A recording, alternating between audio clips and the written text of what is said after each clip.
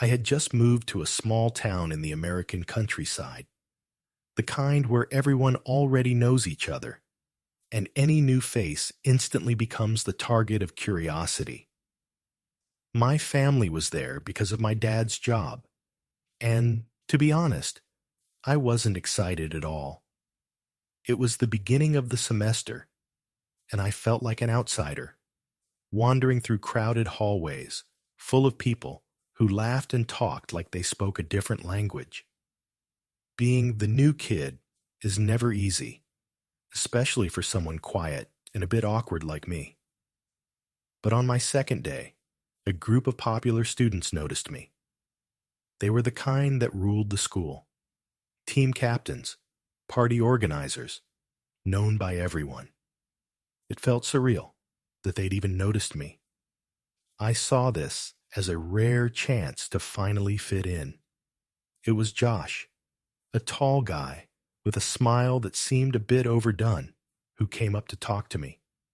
He started a casual conversation, asking questions about where I was from and throwing out light jokes that the others laughed at in a somewhat stiff, almost rehearsed way. Then he mentioned a school tradition for new students, something everyone goes through. A sort of welcome ritual, he said, winking at his friends, who gave that kind of low laugh that's impossible to interpret. Suspicious, but eager to impress, I agreed without hesitation. They told me to wait at the school after classes, behind the gym, once everyone else had left. When the bell rang and the hallways emptied, I stood by the gym, trying to hide the nervousness gnawing at me from within. The school, so loud and chaotic during the day, now felt like a silent, cavernous prison. I tried to shake off the growing unease, convincing myself it was just a prank.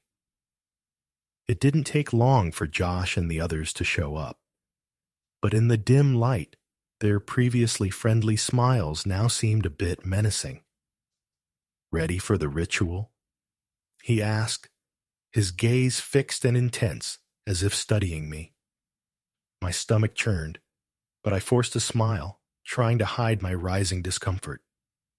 They led me into the dark gym and locked the doors.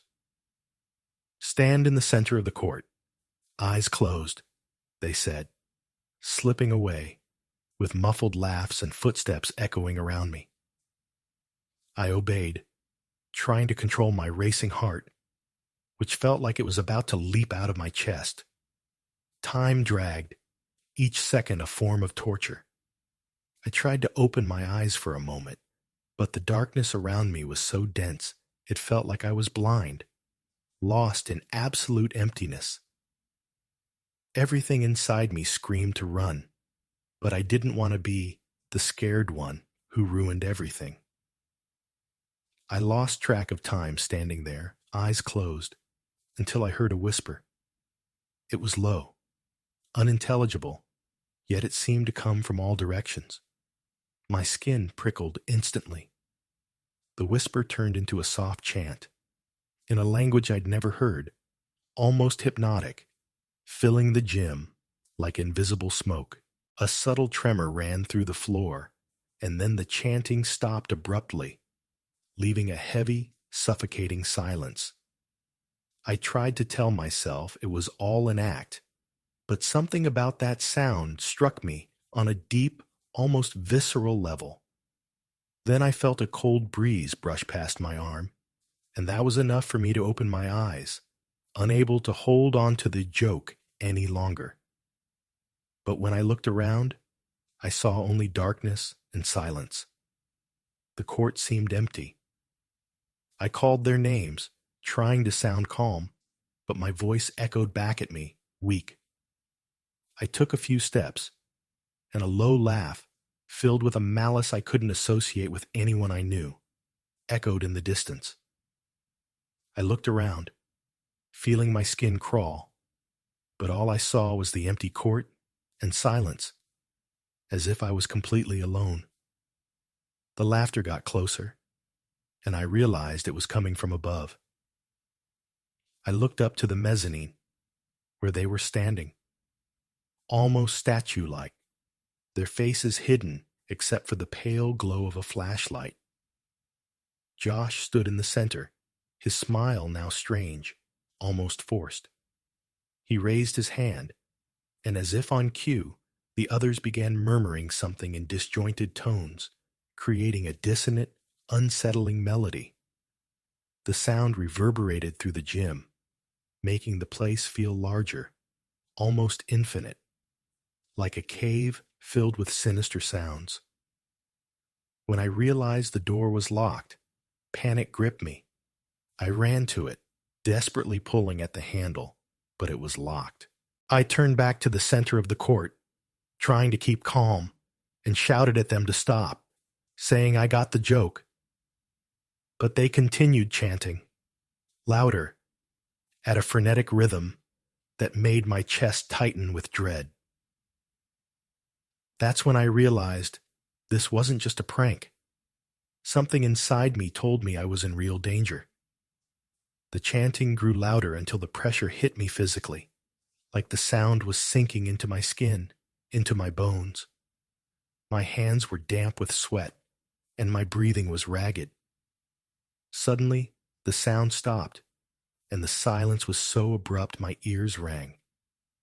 I heard slow footsteps coming down from the mezzanine and saw Josh, alone, his flashlight pointed directly at me, blinding my vision.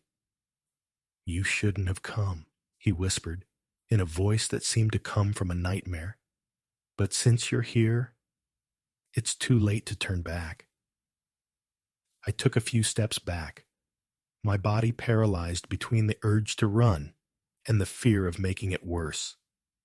Josh got closer until he was just a few feet from me, the flashlight flickering in a way that seemed almost ritualistic, casting irregular shadows over his face and hiding half his eyes. Then the others came down too, in an eerie, planned silence, each holding a candle. They began lighting the candles, one by one, forming a circle around me. The heat from the flames was faint, but the smell of burning wicks seemed to fill the air, something acrid and heavy. I felt trapped, surrounded by those shadows with looks that ranged from serious to sadistic, and I realized there was nothing funny about it. My fear was so real, my chest could barely draw air. My legs were shaking, but I couldn't move. It was like something was holding each muscle in place, frozen by fear.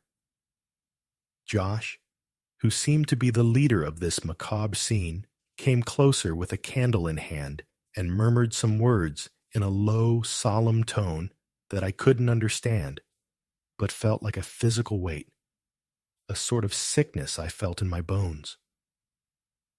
"You're part of this now," he said, almost like a warning, and the others began to repeat his words in unison, a disturbing mantra that echoed around me, trapping me. The circle of candles burned, lighting only the area around me, while everything beyond dissolved into an absolute darkness, a void that swallowed me whole. The fear was so intense I could almost taste it, something metallic I couldn't identify the source of. Then I noticed a strange smell, a mix of iron and something sweet that made me nauseous. The ground around me was damp, and something inside me screamed not to look down. But it was too late. In a moment of impulse, I looked, and the candlelight reflected the dark shine of liquid spreading around. Panic froze me, but when I tried to scream, my voice came out weak, trembling, almost inaudible. It was like being trapped in a nightmare, where everything around felt real and impossible to escape. The fear grew to the point I could barely breathe. Suddenly, all the candles went out at once, plunging the gym into suffocating darkness. The silence was so absolute, it felt almost unnatural, like the air around had been sucked away. I could hear my own shallow, desperate breaths, and with each beat of my heart, I felt like something or someone was watching me in the dark. In that silence, I felt a cold hand grab my shoulder, firm and with a strength that paralyzed me completely. I tried to react, but fear seemed to have drained all my energy. With great effort, I turned to try and break free, but when I looked, there was no one there. The shock made my heart pound so hard my vision blacked out for a moment, and for a second, I thought I'd faint right there. That's when I heard the heavy sound of metal creaking, the gym door unlocking. Without a second thought, I bolted for the exit, stumbling over the damp floor and nearly falling along the way. Every step felt slower, like I was trapped in a nightmare, but I kept going, driven by pure survival instinct. Behind me, I heard a low, drawn-out whisper, like a cold, personal goodbye. I didn't look back. I ran out of the gym, across the empty, dark hallway to the parking lot, where I finally felt the cool night air and stopped to catch my breath. Under the faint parking lot light, I looked back at the gym, expecting to see Josh and the others coming after me, but all I saw was the building's silent shadow, motionless, as if nothing had happened. The school seemed even more ominous under the pale moonlight, every dark corner pulsing with that frightening memory. I stood there, breathing deeply, trying to convince myself it had all been a cruel joke. My legs still shaky, I went home, but the night was awful. I barely slept. Every time I closed my eyes, the scene in the gym replayed in my mind like a film. The circle of candles. Josh's voice telling me I was part of it. The next day, I went to school determined to confront Josh and his group, to get answers. But when I passed them in the hallway, they didn't even look at me. It was as if I didn't exist. That left me with a strange feeling, almost surreal, like the previous night had been a dream I couldn't wake up from. In the days that followed, I tried talking to them to understand what had happened, but they only glanced at me sideways, with that same ironic, vague smile, as if they were playing with my sanity. Each encounter with them only brought back the terror of that night, and slowly I stopped trying to understand or seek answers. Today, when I see them in the hallways, I still feel a chill down my spine. Those silent looks, those calculated smiles, are subtle reminders that what happened that night wasn't just a prank. It's a memory no one seems to confirm, but for me, it's more real than anything I've ever experienced. Even now, every time I pass by the gym after school hours, I feel a presence there, as if something is waiting, as if, somehow, I'm still part of that ritual. And no matter how much I try to forget, that night in the gym still echoes within me, something that will never go away.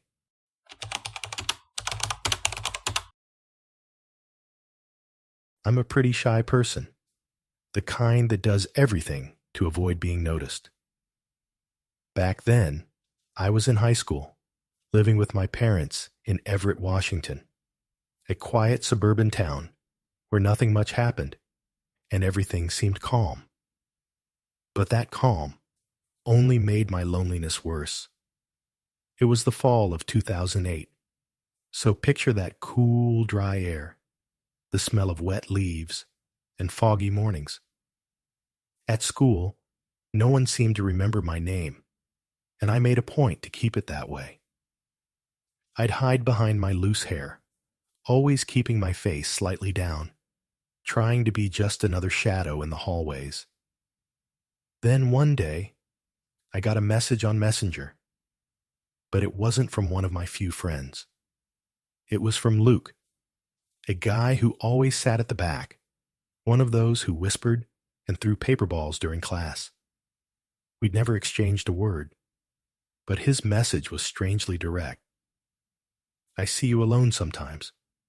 I want to be your friend. I froze, not knowing what to think. I tried so hard to go unnoticed, and here was someone saying they saw me.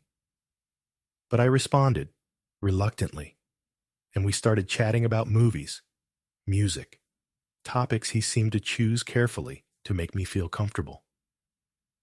Slowly, I let my guard down. A week later, he invited me to a friend gathering at his place. I tried to decline, but he insisted in a way that was almost subtle. It couldn't hurt to try being a bit more social, I thought. The day of the gathering came, and I felt a mix of anxiety and excitement. It was Friday afternoon, the sky already tinted orange, with shadows stretching across the street. Luke's house was in a part of town I'd never been to, far from everything. When I arrived, I noticed how few lights were on. The street was empty, silent, as if the neighborhood had been emptied just so I could feel the weight of being there. I hesitated before ringing the bell, almost hoping no one would answer. But he opened the door immediately, as if he'd been waiting right there. Luke gave me a strange smile, one that was a bit too wide, and the first thing he said was, "You actually came." His tone was a mix of surprise and satisfaction. I walked in slowly and noticed the absolute silence, an emptiness that seemed to fill the whole house. I asked about his friends, trying to sound casual, and he replied with a, "They're on their way," that made me uncomfortable. He gestured toward the couch, suggesting I make myself comfortable, then went to get us drinks. I sat down, but my stomach was already in knots. Everything about that place felt wrong, and I felt the need to stay alert. He came back with 2 glasses and handed one to me, sitting a bit too close. I tried to look relaxed, thanked him, but noticed he didn't take his eyes off me, watching every move. When he started talking, his voice was soft, like we'd been alone for years. "I really wanted to get to know you. Really," he said, like he'd been waiting for this moment.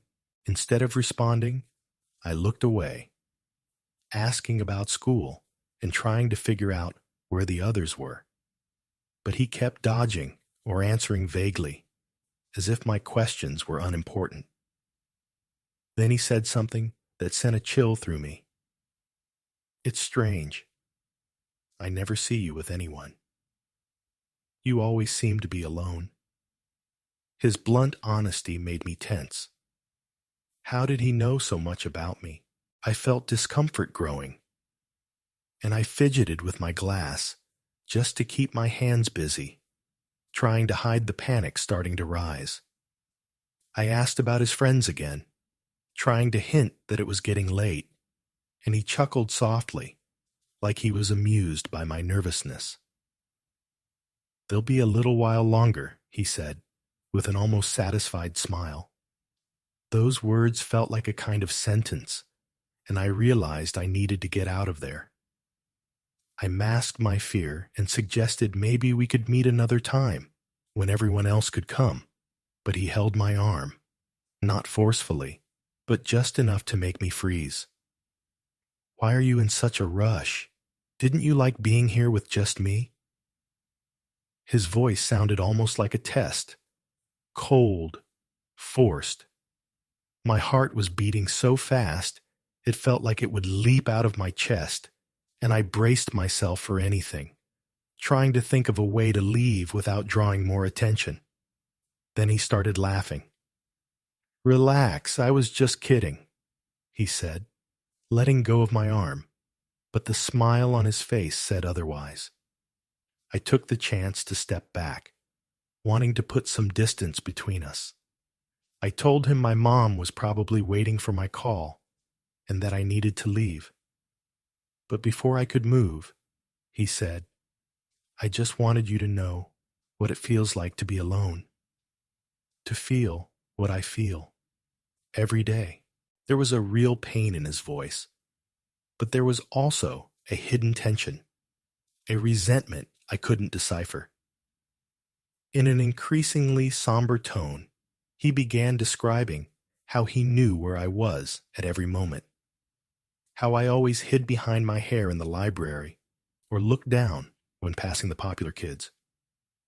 It was like I'd been watched all this time without ever noticing. I smiled and nodded, trying to appear calm, but inside, I just wanted to run. I took a deep breath and said I needed to go, in a tone I hoped sounded firm. He just nodded, but as I moved toward the hallway, I felt his eyes on me. I saw the living room window, slightly open, and decided to take a chance. In a matter of seconds, I opened it a bit more, and without looking back, jumped, feeling the impact on the grass. I didn't stop to pull myself together. I ran, without looking back, until I reached the end of the street, where I could finally catch my breath. I pulled my phone from my pocket and called my mom, trying not to sound shaky. I just told her I wanted to go home and never come back there. After that, he tried approaching me at school, but I always managed to avoid him.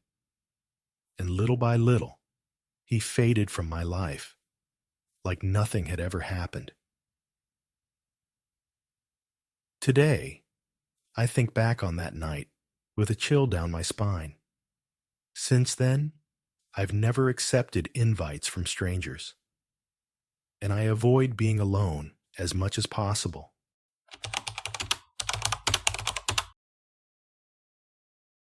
That night, I stayed late at school, tidying up the lab. It was a monotonous job, and the only sound accompanying me was the hum of the lights. But as soon as I closed the door behind me, a strange chill ran down my spine. The silence felt heavier, and the air colder. For the first time, I sensed a presence. Something, or someone, seemed to be waiting there, hidden in the shadows. While I was putting away the materials, I heard footsteps echoing down the hallway. My first instinct was to think it was the guard, but I knew he wasn't coming that night. The footsteps continued, slow and approaching.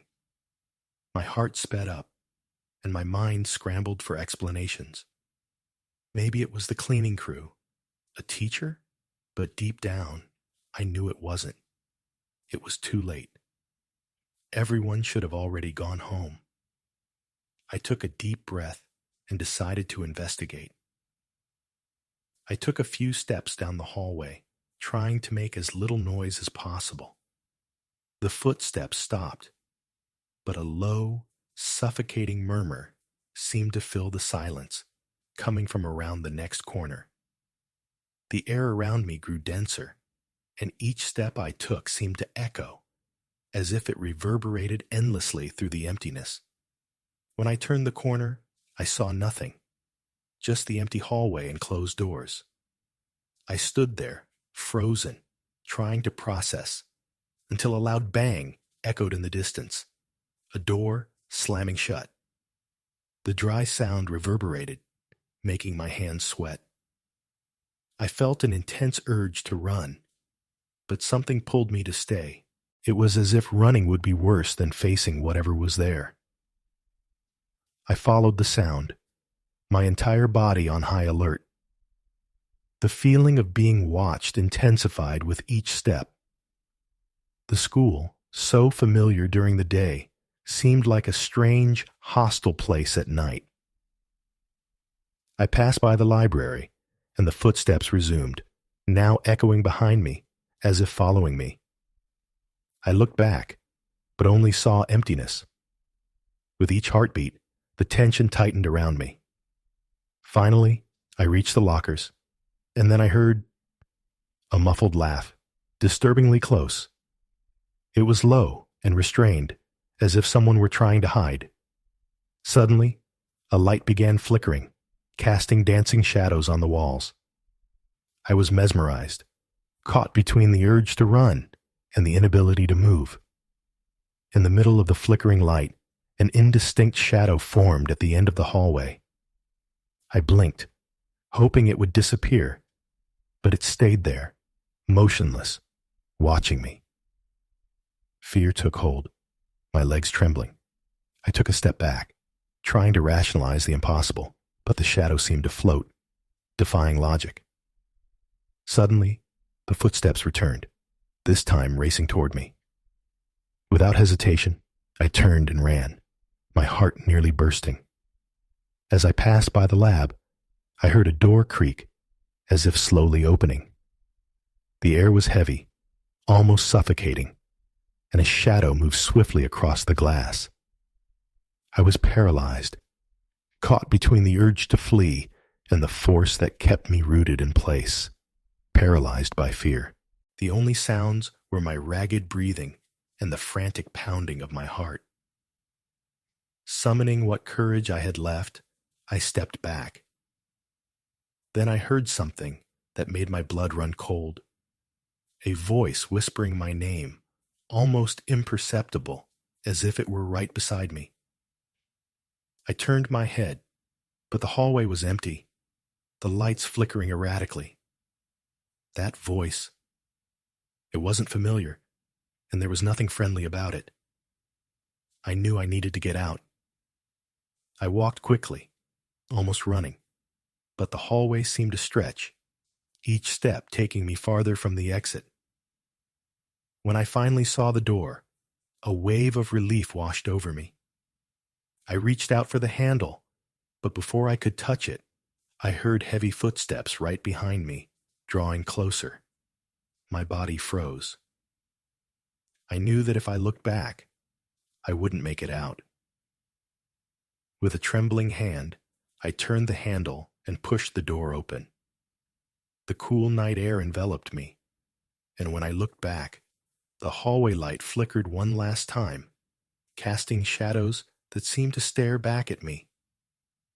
Since that night, I haven't stayed late at school again, and sometimes the fear still follows me, like a persistent shadow that refuses to fade.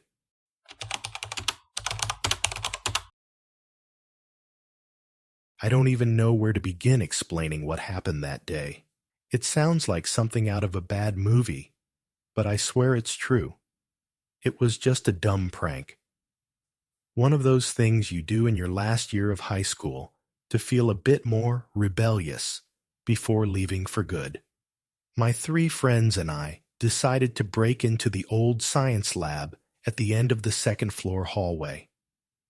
That room had been closed ever since the chemical accident, which wasn't even that serious, just a reaction that got out of control and filled everything with smoke. After that, they locked the door and never went back. Of course, we had to check it out before leaving. When we managed to jimmy the lock and open the door, a thick smell of dust hit us, and something else, something strange, chemical, that bitter and sweet smell that lingers in labs. The room was just as I imagined. Benches covered in dust, bottles with faded labels, and equipment I didn't even know the purpose of.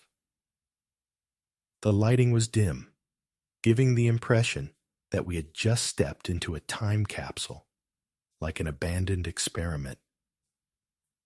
But as I approached one of the benches, a chill ran down my spine. One of the hot plates was still warm, as if someone had used it recently. I nudged one of my friends, showing him the hot plate, but he shrugged. Maybe it was left on before they locked the lab, he suggested. But that's when things started to get really strange. On the bench was a notebook with yellowed pages, filled with scribbles that looked like chemical formulas. Some of the pages in the middle were slightly folded, and the ink still looked fresh, as if someone had written there just days ago. That's when the playful mood started to fade, and the cold feeling in my stomach began to sink in. We wandered around the room in silence, each of us trying to process it. And then we heard it. First, a faint sound, like soft footsteps. It was as if someone was in the hallway or, worse, right beside us. My heart raced. I looked at the others, and they were as pale as I was, clearly hearing the same thing. The sound was getting closer, each step louder, and the chemical smell in the air grew stronger, as if someone had just mixed something nearby. By now, the adrenaline had kicked in, and exploring no longer seemed fun. One of my friends suggested we leave, but it was as if we were frozen, waiting for the next sound. Suddenly, the silence was shattered by a metallic clang, as if one of the drawers had been shut at the far end of the room. But we were all together. No one had touched anything. No windows were open. No breeze. A chill crept down to my bones. In that moment, I realized we weren't alone. And in the still air of the lab, nothing explained what we were hearing and feeling. We looked around, trying to find anything that could explain it. But the more we tried to make sense of it, the stranger the room became. The smell intensified, now almost unbearable. A strong chemical odor mixed with chlorine and something that stung my nose, as if someone had just opened a bottle of something right beside us. Every second, the footsteps sounded closer, and the heat from the machines only grew stronger. I wanted to run, but it was as if something was holding me in place, as if the room itself was keeping us there. Then the footsteps stopped, and the silence that followed was even worse. One of my friends accidentally bumped into a flask at the edge of the bench, and it fell to the floor, spilling a green, viscous liquid. A faint smoke started to rise, with a smell even stronger, almost toxic. I held my breath, but nausea hit me hard, and then, in the corner of the room, I saw a shadow. It was as if something was moving, watching us from over there. Panic took over. I just wanted to get out of there, but something about that shadow kept me frozen. My mind tried to find an explanation, but nothing made sense. Who would have entered that abandoned lab? Who was this presence we were feeling? We stood there paralyzed until I finally whispered to the others that we needed to leave, and quickly. As soon as I said it, there was a crack behind us, a cabinet door closing on its own. That was enough to snap us out of it. We bolted, stumbling over benches, scrambling to reach the door. It felt like something was right behind us, closing in with each second. When we finally got to the door and turned the handle, it felt jammed. Each of us tried opening it in different ways, but nothing. Then I felt an icy chill, and I swear I heard a faint, mocking laugh, as if someone was taunting us from the other side of the room. Finally, the door creaked open, and we stumbled out into the hallway, as if we were escaping a predator. We ran down the corridor, stopping only when we reached the stairs. We looked back, expecting to see someone following us, but everything was quiet. Only that chemical smell lingered, a scent that clung to us even after we left. And to this day, none of us can explain what happened in that room. We tried to convince ourselves it was just a scare, but each time we talked about it, it became clearer that there was no logic to any of it. And the worst part is, every now and then, I catch that same chemical smell again, like the lab left a mark on me. And when it happens, I can't help but think that somewhere, something is still waiting.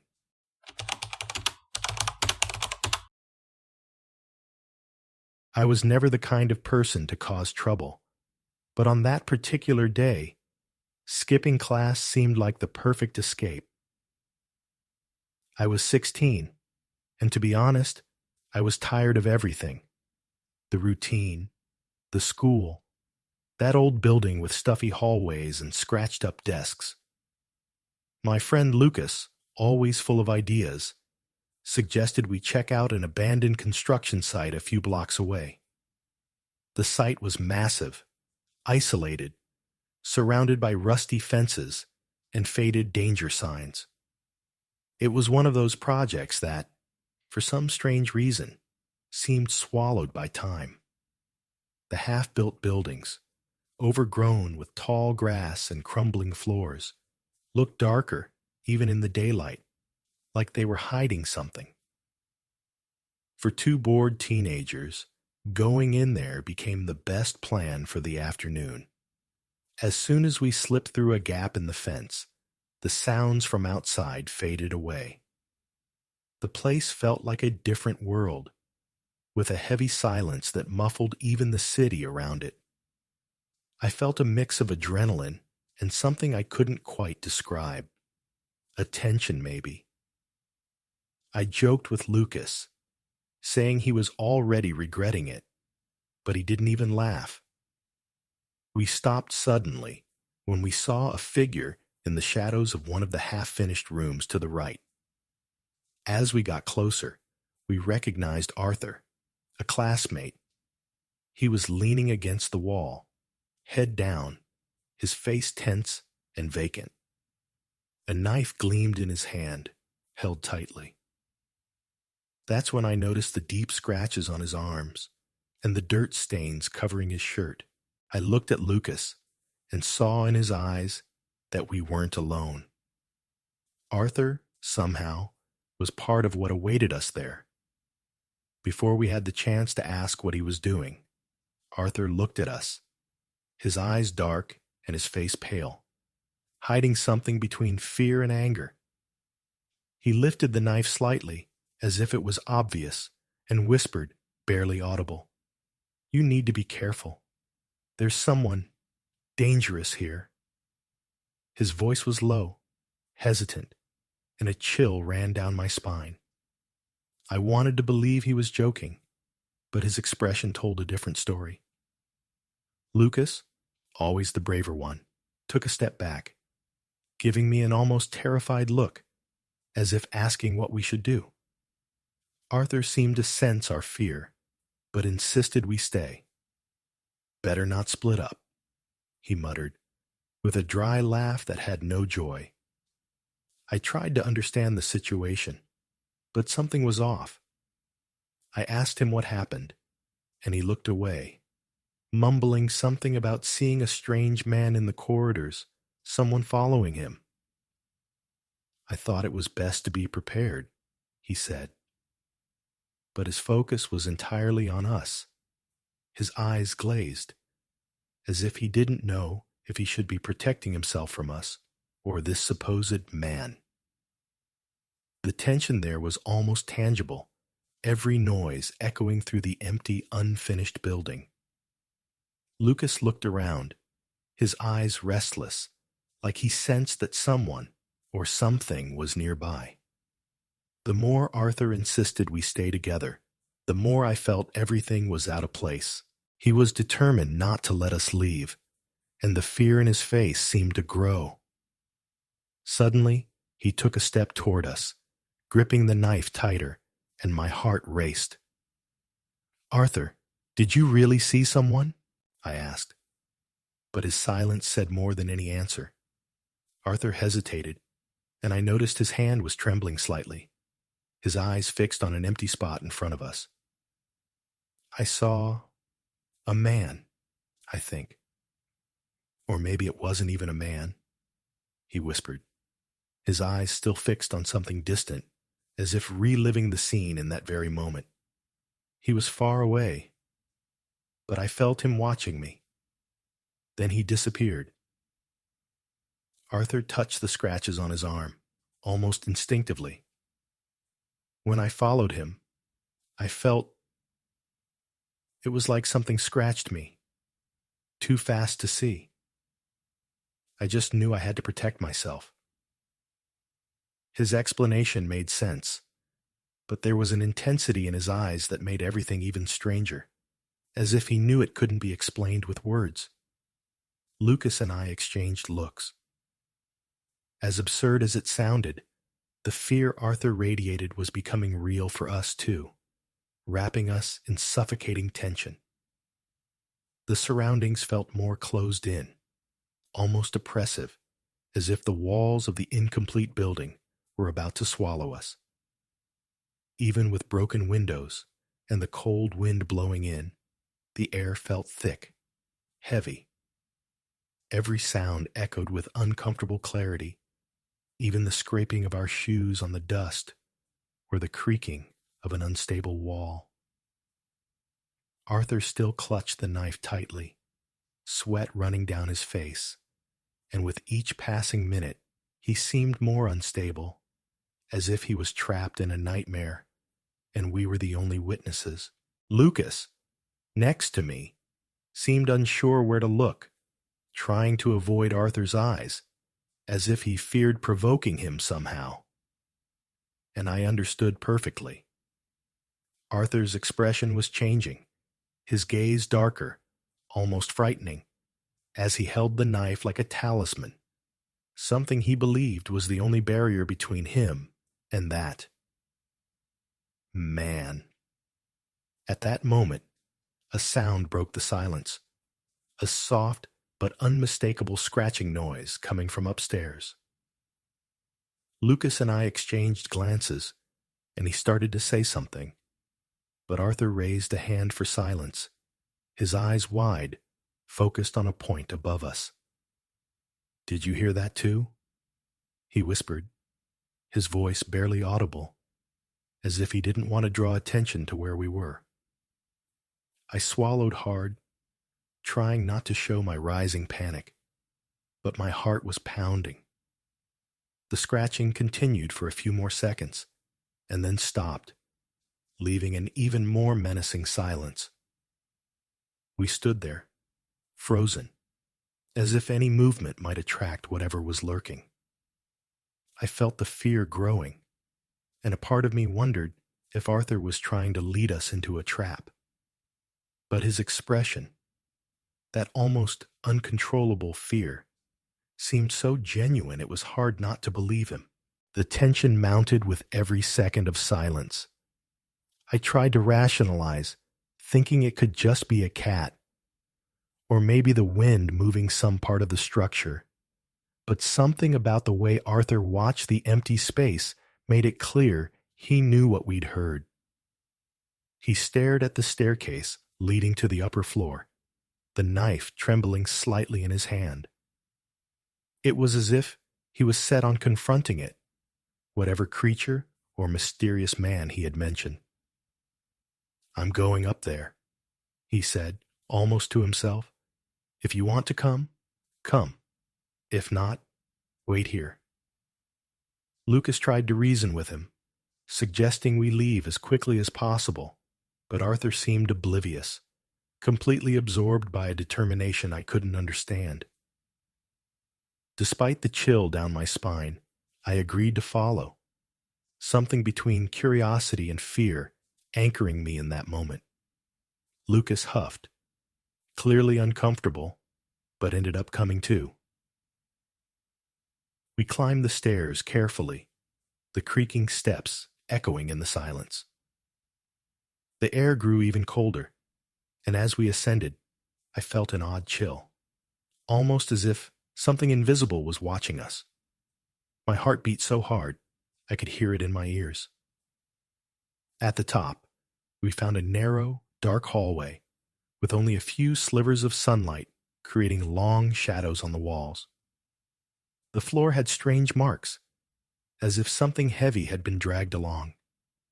With each step, the metallic smell, rust and something else, grew stronger. As if we were nearing whatever Arthur feared, Arthur walked ahead, knife raised, and with each step, he seemed more tense, almost prepared for something we couldn't see. At that moment, I realized I no longer trusted him. The way he looked at corners and kept the knife ready made him seem like a threat himself. But at the same time, a part of me believed the real danger was hidden somewhere in that hallway. A muffled shuffling sound broke the silence, and Arthur stopped abruptly, his gaze fixed on one of the doors at the end of the corridor. "It's here," he murmured, with a dark conviction. Before I could ask what he meant, Arthur pushed open the door, revealing an empty room except for a dark stain on the floor, right where the light barely reached. The stain looked wet, maybe oil, or something worse, but I couldn't bring myself to get closer to find out. Arthur, however, moved slowly toward the stain, kneeling beside it, staring intently, as if trying to understand what it meant. Then suddenly, a loud thud echoed behind us. We turned quickly, but there was no one there. Arthur stood up, his eyes alert and his expression dark. But instead of encouraging us to leave, he seemed trapped, as if the presence he feared was even closer now. "You have to believe me," he whispered, barely audible. "I saw someone." Lucas and I exchanged glances, but before we could react, an even louder noise echoed down the hall. Something, or someone, seemed to have struck the wall or floor with a force that made the building tremble. Arthur froze, completely still, as I felt my entire body tense, unable to decide whether to run or try to understand what was happening. The sound seemed to come from every direction, surrounding us, and for a moment, I had the sensation that we weren't alone, that something, unseen, filled that hallway watching us. Arthur turned to us, his face caught between fear and a kind of resignation. "You shouldn't have come," he said, his voice thick with emotion. At that moment, everything plunged into total silence, the kind of silence that fills your ears, leaving a faint hum. There, frozen, I knew the worst was still to come. Yet Arthur seemed determined to keep going, his steps slow and cautious toward the hallway. Lucas grabbed my arm, and this time whispered with an urgency I'd never heard in him before, "Let's get out of here. Now." I wanted to respond, but it felt impossible to leave Arthur there, facing that, whatever it was. Before I could decide, we heard another sound, closer this time, like a heavy dragging noise, accompanied by a rough, slow breathing. Arthur turned to us, with an expression I'll never forget. "I saw him again. Behind you," he said, his voice shaking, pointing to the end of the hallway.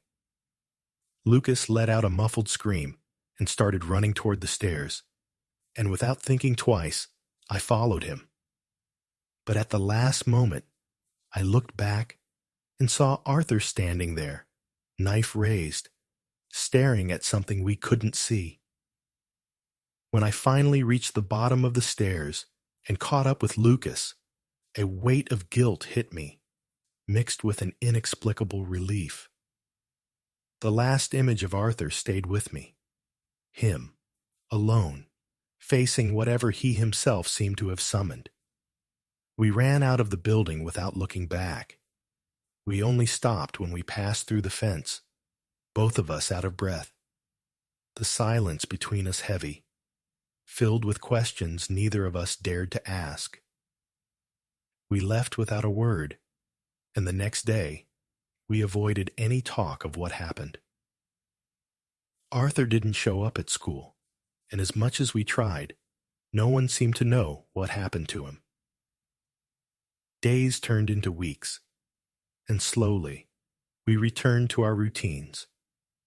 But that day in the abandoned building continued to haunt us. Then, one night, I received a message from an unknown number. You saw him too, didn't you?